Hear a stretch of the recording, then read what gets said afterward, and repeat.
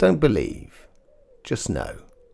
Cymatic TV, turning vibration into reality. Hello, welcome to Cymatic TV, back again here with my friend Tanya and myself, Tom Lawless. And we've had a few people sort of giving us a shout out about near-death experience. We mentioned it in a couple of other videos, and people wanted to hear about that apparently. So we're going to go into my experience. I haven't killed you yet, so I haven't got anywhere near that particular experience, so I will have to call upon your. I'll drown you or something, one day. You know what I mean? Have you ever seen Flatliners? A long time ago. So that was all about that whole near-death experience and going into that other world and bringing those other worlds into it. It was nothing like that. No, I think your experience, and we have talked about this, and I thought it would be really interesting to bring this out for because it's not something that we all can chalk up. It's something that is very, very individual. Obviously, it's nothing we would wish upon ourselves as an experiment. No. But when faced with it, and the experience and the recall of the experience, afterwards, that people are interested in. What actually happens when you die. So I'd really like to just step in, if you don't mind, into that. No, I don't mind. That time, and explain exactly what happened, and how things changed for you afterwards. Because that's the thing. You're here today. You've lived your life. This happened 26 years ago? 26, 28. So some time ago. So your life, obviously will have progressed differently from that point on, and it'd be very interesting to hear how it affected you, and what path you took beyond it. Okay, so I started messing around with sort of doing healing and stuff like that when I was sort of 16, 17, stuff like that. It was mainly hands-on sort of stuff. It was just literally playing around. And started up the dowsing side and everything like that. Started getting those vague connections, and realising there was a path to be led somewhere along the line. Not too sure what that path was, how it was supposed to be done. I was only young, when 16, 17, you don't really think about it, you don't think about those sort of things, but there was a definite path to go down. And then I did start seeing sort of like that vague blue hue around people with energy and stuff like that. And then I had the accident, and already it was all getting a bit much because there was a lot of information coming through. I was only young, 19, 20, trying to explain to people around you what you're experiencing. Exactly, who have no experience of that, and there's no actual teachers for that and everything like that. There's nowhere to go, nowhere to talk to. Exactly, so I was almost talking to myself, as it were, or talking to the ambient field that I was, the energy that I was looking at, and the coincidences and stuff like that, and really started to push that thing. And then I had this accident where I fell through a window, and I fell on as the window broke, and there was like these shards that went up, and I fell onto those shards of the window. The weird thing is I didn't feel any pain whatsoever. It was two shards like that, and they literally went in there, and I pretty much cut myself in half. Oh my goodness me. I've got scars like that on me, and it's the only tattooing tattoos that I've had. Well, I wouldn't say ever, you know what I mean? I'll never say never, but there was no pain, so it was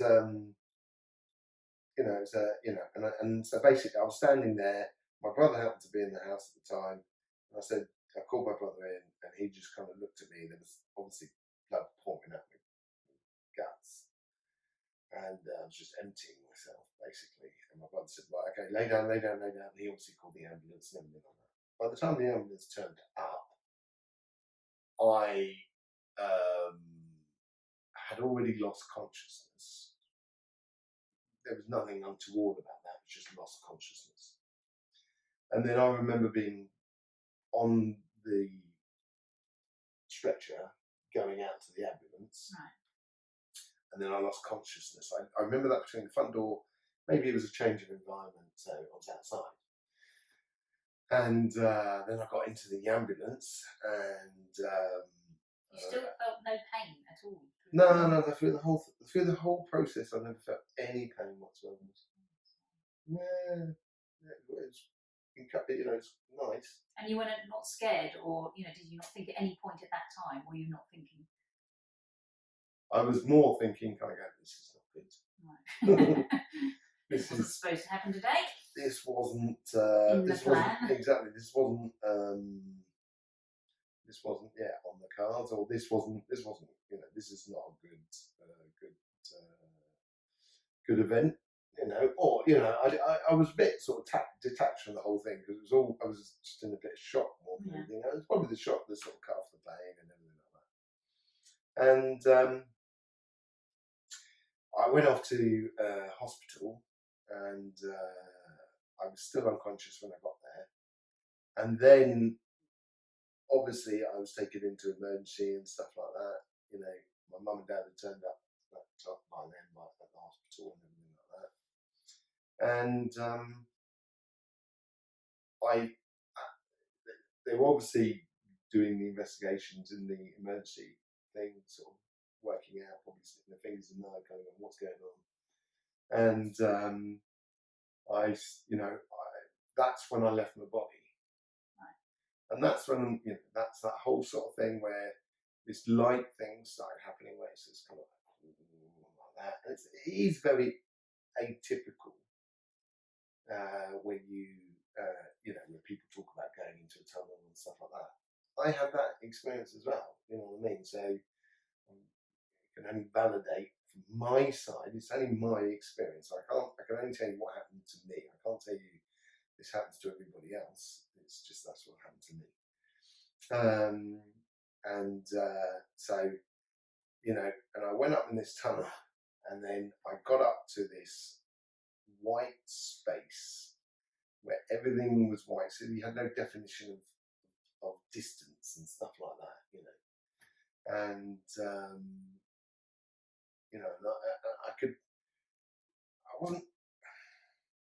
I wasn't aware of the body. I was aware of the body, but it was like as if kind of going, this is how I should see myself, rather than this is how I am. Because you're conscious of you've got a body. So when I was there, it's just kind of like. So you didn't look back down. You can't kind of just. Well, I did, but not at that point. Right. Okay. Not at that point. But were you aware you were detached from your body? I was aware that I was in some other space. Right. And so just having in the visions, but yes, when I was up in that space, I can only describe it as like a Playmobil sort of figurine sort of thing. Right. Looked a bit like Gandalf. The wizard. The wizard, yeah. Right. In blue. He was completely, in a blue kind of guy. How bizarre. Yeah. But what you expect, you thought probably family members and past people in your life, but no, you got a Playmobil wizard. Yeah, Playmobil wizard, yeah. Only you, Tom. And there was, and he was talking to me. Well, he wasn't talking to me because you can't see lips moving or anything like that. And you just heard a voice. Exactly, and I didn't hear it through my ears because that's what I'm saying. You're not really conscious of your body anymore, but you try and create that image of a body because that's what you're used to, I think. Right. And he said, he said to me, he said, "What are you doing here?" And I said, "Okay, well, as you can well see down below." Is that when you look back down? That's when I had that idea of, well, that image of looking down like that and just kind of going, that as you can see down there, it's not working anymore. That body. It's functioning. So I'm moving on. And that wizard said, no, you've just started work. You're not allowed to leave now. You've got to go back down there.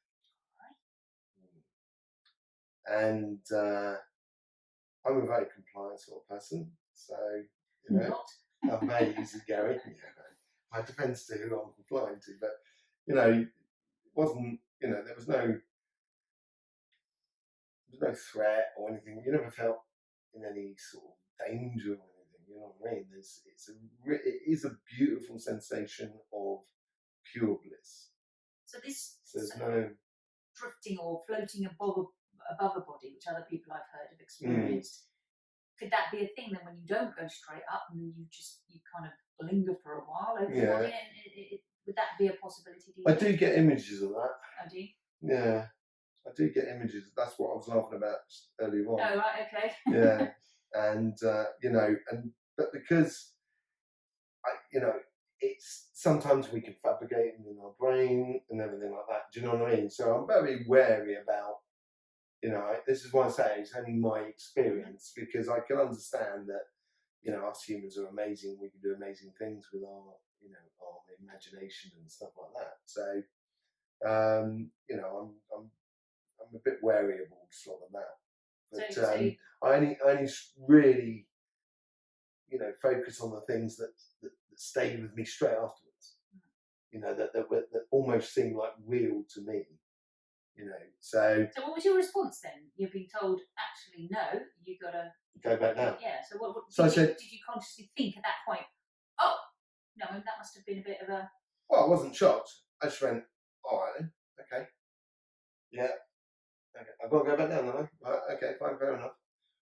And on my way down, and this is the difference. I was on my way down, so I was going back through that tunnel. Right. Yeah, and that's when I could see things a little bit clearer of what's going on. I could see my mum shouting at me over my body. I could see my dad. He wasn't in the room. I could see my dad in another room, sort of like just like, you know, as if he'd fainted or whatever. Do you know what I mean? I don't, you know. And going back down, as I went back down, it's almost as if like, you know, your memories start coming back of what you were living beforehand. Okay. And you know, you start connecting with that body, kind of, yeah, exactly. The consciousness starts taking form and weight. And so I looked back up and I said, okay, if I'm going back down, I want to know how it works. Only you. And because I don't want to mess around anymore. You know what I mean? I'd spent 3 or 4 years going doolally trying to understand what was going on with the things I was seeing, hearing, and feeling, and everything like that. And I said, well, if I'm going to go back down, I want to know how it works, and I don't want any blockages on any information and stuff like that. So that's, I had that, you know. So and they said, yeah, sure, no problem. And went down my body, and I just woke up in my body, and I was looking around a bit like that, you know. Obviously, I obviously lost huge amounts of blood, so you know, I mean, I was not in a great place. Well, physically. I was between the two. I was, you know, dipping in and out, and I just remember my mum looking over me like that, and I just said to her, yeah, just stitch me up, don't stitch me up, because I was obviously I had still a bit of complex mentis. And I said, and a bit of comedy, a bit of humour, even in that state. Well, I was actually quite serious. You know, I said, you can stitch me up, but don't stitch me up, yeah? So stitch me up, and I'll see you in 3 days. Right. And then I think I was put in an induced coma or something. Yeah, exactly, for 3 days. And then when I woke up after 3 days, lots of things had changed, even with the interaction with the other people. It was a lot more electric. I was seeing a lot more things in the way of energy and stuff like that. And, you know, don't forget, I'm still only 20, so I don't have the wisdom of someone of my age now. And you do crazy things. I did crazy things when I was a kid, you know what I mean? I did loads of stuff that I'm glad I did, but society would have told me not to do.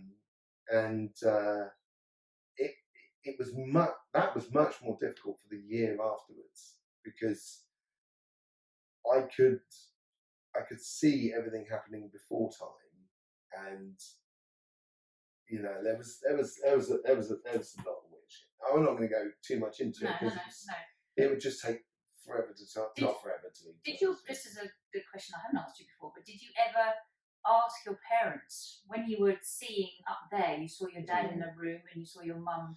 Yeah, I talked about my dad. I think he said he doesn't like blood. Right, so he stayed out of the room. And that's he said he fainted. Right, okay. So much blood. So that kind of corroborates that you were able to see what was going on down below. And, and I didn't speak to him straight afterwards about that. That was some years afterwards. Right, okay. And how quickly did you heal from that horrific damage to your body? I think I was out of the hospital within 36 minutes. What? After waking up. Wow. No, because yeah, it might have been. So did the doctors? Would the doctors? I'd have to check on that. I couldn't tell you. I couldn't tell you honestly. I wouldn't want to actually say. But were the doctors surprised at the speed of your? I don't know. I never really spoke to the doctors. No. I just wanted. And all I knew is that I was kind of going, I want to go for a fag. That's all I wanted to do. All you're concerned about. Yeah, exactly. I wanted to get out there. I wanted to get back living and stuff like that. And they had to do another operation. All right. Just to sort of tie up a few loose ends, tie up a few bits of intestines, I guess, and stuff like that. So I had a quick operation. But you did have, recovered amazingly well for. Okay, I think I recovered incredibly quick. It's never ever posed me any problems. Again, that's very. And literally within 3 or 4 days after the incident, it didn't seem to. Your brother must have taken time to recover from the shock of having dealt with that. My brother's brilliant, but they probably are. I bet I'll ask him one day. Yeah. You never had that conversation again with him, did you not? Not yet. We've sort of flirted around it, but we might have. It'd be good fun to have because obviously he's got a completely different view of it. Which is understandable. And he could fill in a lot of my blanks and dispel a lot of my illusions, maybe, and stuff like that. And I should have a conversation with him. Yeah. So what was the biggest thing, other than obviously you got to see, but what was the biggest thing that you brought back from that experience as far as dying was concerned? What was the biggest thing that you came back? This is it. This is the advantage I got from that, which is nothing matters. Right. It doesn't matter. It's all okay. You do not have to worry about anything. I don't want to die. No. I don't want to have a car crash. I don't want to do all of that. You know what I mean? I do enjoy the physical body. I do enjoy this physical world. It's an amazing place. I do enjoy other humans. They're incredibly mad. Even when you look at them doing stupid things, you just kind of go, man, they're funny and they're humans. And but you don't worry about anything. See, you don't worry about what people think about you anymore. You don't worry about, saying stupid things. You don't worry about, I don't care about money. Unfortunately, I need it only simply because other people are asking me for money. If no one was asking me for money, I wouldn't be asking. You know what I mean? But I do healing and stuff like that, but it gives you I had a certain moral conduct that goes along with that. So did you feel like you came back with a different moral conduct from having had that experience? Yes, and completely at odds with the world around me. So that must have been very, very hard to suddenly come back effectively very different. Yeah, I went into it thinking that actually business and money could solve everything, and came out of it thinking business and money is now one of the main enemies. I wouldn't say that. I don't actually have enemies. I just look at things and saying that's a problem. And that's stopping human consciousness to actually evolve and become collective. Right, which is another video. Which is a video for another day, because we've already done sort of like 15 minutes, I think, now on this video. But there is 3 primary sort of things like that, which is money, religion, and politics. Yeah. And you did not have fear of dying from that point on, because you knew that actually there was nothing to be frightened of, and actually it was a place of bliss, not a place of judgment or whatever. Yeah. I had, you know, I said, okay, I want to start working.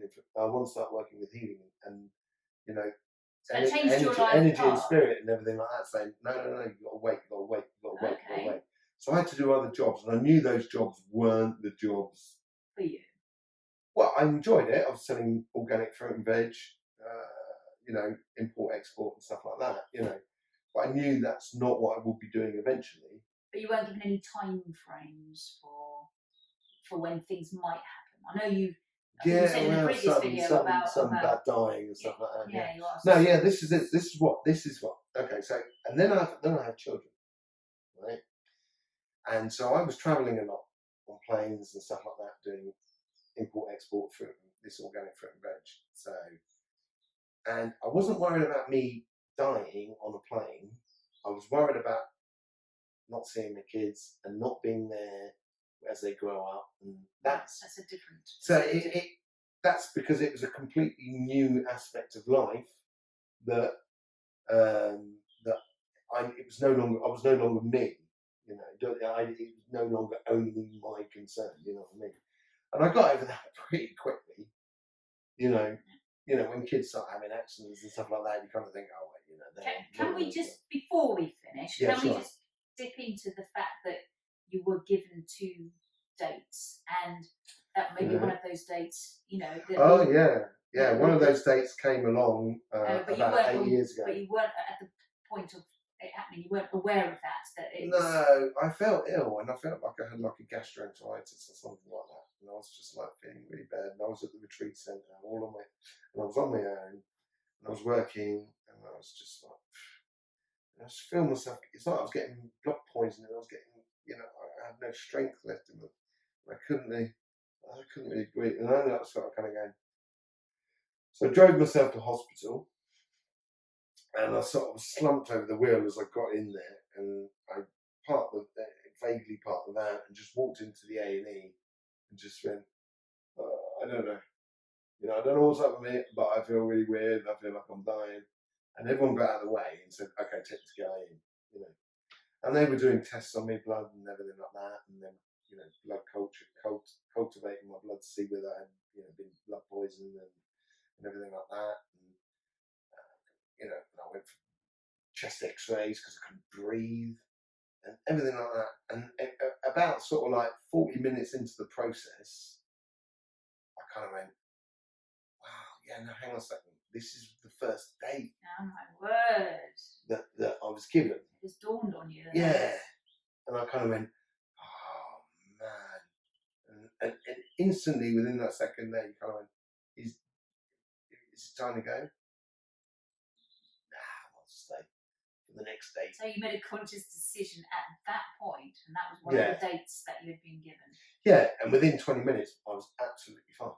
Charging out the hospital? No, I wasn't allowed. They had to keep me for 6 hours, because once they keep you for over 45 minutes, they have to keep you for 6 hours. But you were ready to leave, because you knew what was going on. I said to the doctor, I said to him, it's all right.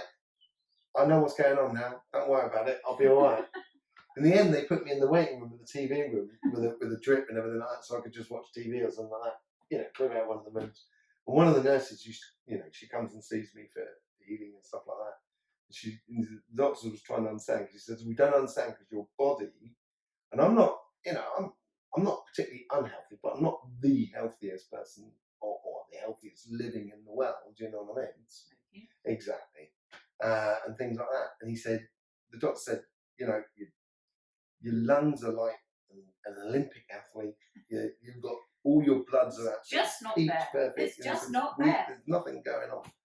And were you shocked by that? Were you surprised? I was quite chuffed. I was just kind of going, great. That means I can continue. Carry on. Yeah, exactly. You really shouldn't have told me that. You should have said no. But anyway, so that's very, very interesting. Yeah. Obviously, no one's going to know the next date, because you'll keep that one. No, I'm keeping that. I'm looking forward to it. I'm going to be sitting under a tree somewhere and watching the world turn as I just drift off.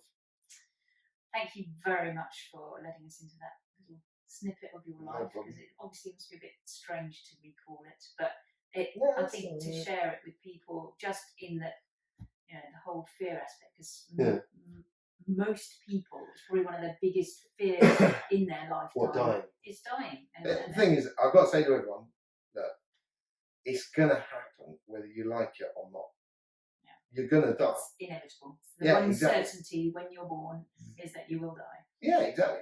The only important thing is what you do with your time between that birth and death. That is the only important thing. And, you know, you can't give actually anything to your kids. Don't worry about your kids. They've got their own life to live. But if you explore life, if you enjoy life, your kids will be able to explore and enjoy life easier or better. So then that's the only thing you can give your kids is the will to live, the want to live. So you can only do that by living yourself. So I wouldn't worry about it. It's easier said than done. I am very understanding about that. You know what I mean? And I'm lucky that I've got that perspective and understanding. But you know, if I could pass anything, it would be that from that experience. Okay. Thank you very much indeed, and we'll close it there. So don't forget to like this video if you enjoyed it. If you didn't, then thumbs down, and just hit the bell for notifications if you'd like to subscribe. Subscribe and also share. That also helps out getting the information out there. And this information is to help people and facing whatever they're facing. You know, this story is one that, you know, it could have ended differently, but for people's, you know, it is a basic fear that we all have, and it's pretty good to hear. But it's not all bad when that moment comes. None of it's bad. Literally none of it is bad. Thanks, Tom. All right, no problem. Speak again soon. Ciao. Ciao. Don't believe, just know. Cymatic TV, turning vibration into reality.